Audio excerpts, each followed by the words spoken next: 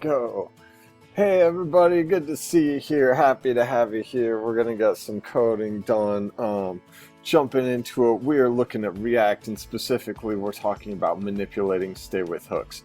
Sounds so fancy. Basically, we're gonna make a button, some buttons that do some things, and figure out how it is we can manipulate state, manipulate what's going on in the DOM and what the user sees. How can we like connect that and make our experience more interactive? So without further ado, let's get into it. If you're working with us here as part of the class, we're looking at React Section 8, manipulating state with hooks.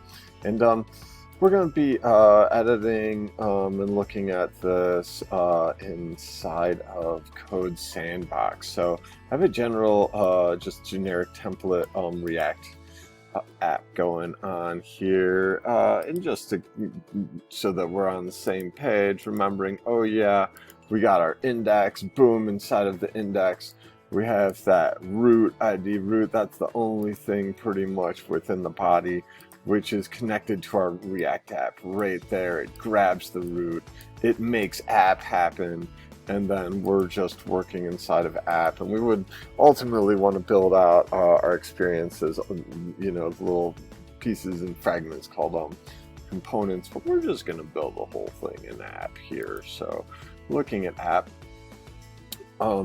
we got our HTML and what we see over here, and we're going to look at how to make a counter. So let's retitle this counter.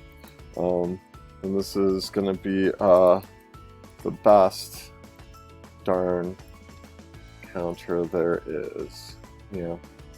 Okay, cool. And then, like, I would imagine right under a counter, like, we want to have, like, the number, right? So let's just put a little stub in right here. We'll make it also in H3, actually, and we'll just make it, and it'll be like a number, like 12, I would imagine.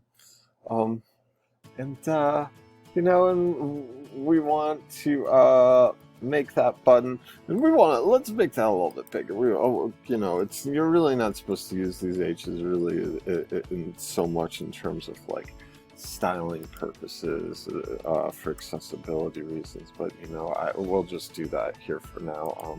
And then we want to ultimately like have a button that when you click it, it adds 1. How about that? Let's make a button that adds 1 to that number. So we can access that button HTML tag right there. And whatever we put in between it, the opener and closer, is what it says on the button. You can kind of see it right there, even right now, but it doesn't, you know, there's no words. So we'll add like add 1. Add 1. Hey, there we go. Now it's done. No, it's not really done. You know what I mean? We can click it. It comes with that button HTML. It comes with the styling, of course, which has like an on-click state and click and all this stuff. So, but it of course is not connected to that number at this moment. Oh, and we forgot to save our project. Let's save it. Let's call this counter example. Kind of double entendre there. But one of the meanings doesn't really mean that much. Like, what's this counter example too? I guess 2 pages that don't have buttons. All right, so here we go. Counter example. We're clicking this. Doesn't do anything quite yet, but we're going to make it do something now. Imagine, if you will, ultimately what we're trying to look at is this number. We're trying to make this number change. It shouldn't actually be 12. It should change based on something that we're going to access outside of the return. And we've talked about this a little bit before. Our function, our arrow function here, comes to us. It's called app. It doesn't take in any information here, but it contains the following. And actually it has a couple sections. It has the return, what it spits back, into the into index, and then our HTML, and ultimately the user's page. But then we also have this space in between the construction of the function and the return. We could like do work and define things here. So let's imagine, if you would, we had a constant that we just called our number, huh? And that number was 12, and somehow we could access this here instead of that number 12, and we actually can. We can just write our number. But if I write it like that, of course it's just gonna like give us ultimately those letters, the string is what they call it. It gives us back this string. We don't really want that. In order to access this code outside of the return, which is JavaScript, in order to insert JavaScript into our HTML, we surround it by these curly brackets. Now check it out. It doesn't say our number over here anymore. It says that number 12. And if I change this this constant, right, our number, to let's say 13 and save it, what do you know? It changes to 13 over here, and I could do 14, or I could do 144, as it were. Or it makes whatever's here appear. Cool, right? Curly braces allow us to access variables, right? This is a variable that can hold information, all kinds of stuff outside of it. So right now we have it as a number. Okay, cool. So we now have this kind of set up with a variable, and we want to ultimately change up this variable when we click the button. Specifically, when we click the button, we want that variable's number to go up by 1. Okay, so to set that up, we're going to need a couple things. We're going to need not just this variable, but like a function or a method of set, not technically a method, but a way of resetting this number. And we're going to do it with like this. If it'd be wonderful if it could be called like set our number. Huh? We could reset our number however we wanted to. And this is exactly how you write it. This is how we get our hooks involved. So this belongs in these hard braces. So this is now our variable.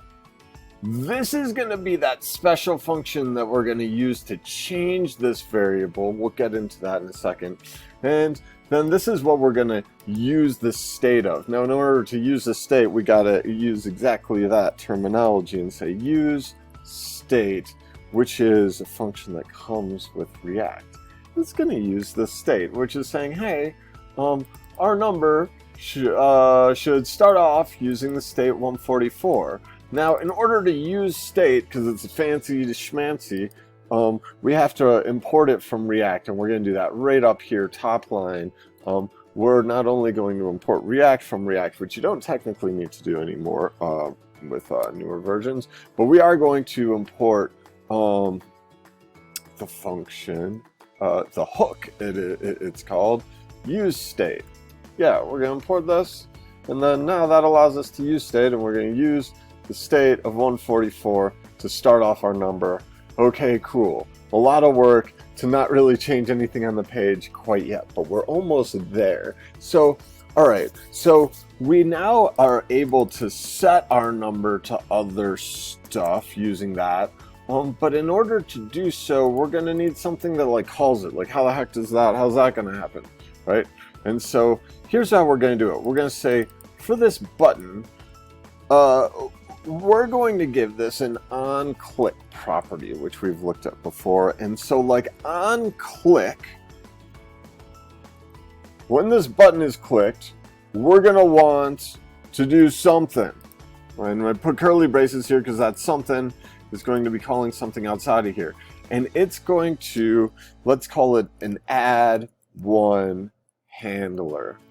Okay, so the add one handler is going to be something we construct out here to deal with the adding one button click. So we're going to do that like this. We're going to construct the add one handler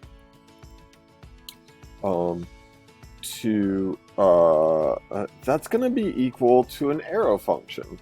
It's it's going to do something. And what the heck's it going to do? Arrow curly bracket? This is what it's going to do. At first, we could give it like a console log. And it can just say hi to us. So every time you click this button, it says hi in our console log down here. You can look at this. Every time you click this, it says hi, hi, hi, hi. It said hi a whole bunch of times. So, but we don't want it to just do that. We want it to actually, every time we click that button and it does this add one handler, we want it to set our number. We want it to change our number. And so this is how we're going to do it. Instead of console logging out, we're going to say set our number to parentheses something. Now, what is that something going to be? Is it just going to be 145? We can put in like 145 here. 145. Why not? Save it. And now when I click my button over here, boom, it hits 145. But what's the problem? If I keep hitting it, it's just going to click it to 145. So we don't actually want it just always go to 145. We want to go from its current state to one more than that, right? So thinking in terms of variables, and specifically this variable, whatever our number is, we want to add one to that. And we want to set our number to that. So we're going to say set our number to whatever our number currently is plus 1. Yeah. Let's save it. So if it starts at 144, let's refresh our browser guy over here. I never try. I've had some errors, some weird stuff happen in this browser, but I'm overall like wildly impressed by it. Like, props out to, you know, Code Sandbox. They're amazing and awesome. But here we go. So it's currently 144, and now when I click one, oh, it's up to 145, 146, and so on. So every time we click our button on click, it calls the function add one handler, and the add one handler is that arrow function that sets our number now to whatever our number is plus 1. Our number, of course, being the variable here, and this being the hook. This is what they call, this is our hook. So we are manipulating state, the experience, of the DOM, what's going on, through a hook, which this is what they mean by hook. That's all. So great job working through this. Little side note, you can do, there's a little cheat workaround, and I hesitated to show all this, but you can actually directly insert your function, whatever the add one handler, instead of calling that, you can actually call that directly on the button. But I think actually it might need it as a arrow function. Boom. I might have to. Yeah, there you go. So there need to be an arrow function, and we need to talk about like why that is, I think. But there we go. So this is a little bit of a cheat, a workaround, a shortcut. You can put that set our number directly inside the button on click. It has to be in there as an arrow function. So that it doesn't call it immediate. It's not like an infinite loop. But more on that in React life cycles. We need to get into all that. But we can. And so to be clear, we no longer need that handler. I don't really recommend this, and this is kind of frowned down upon, to put a whole bunch of logic like this, to put functions and all this stuff actually in your code. It's considered a code smell. It doesn't really like it's a little bit unpleasant to look at, and can be like frustrating when you're trying to change things, etc. So much better, I think, to keep it outside of, in general practices, to keep all logic and stuff outside of your HTML return. And so keeping that set handler within our add one handler. So we're setting our number here. Better this way. The other way does work though, just, you know, in terms of the logic of it all. All right, fantastic. Thanks for joining. Please like, subscribe, what they say, smash that whatever and all this stuff. Happy coding, y'all. I hope that this helped clear up React hooks. Have a fantastic day.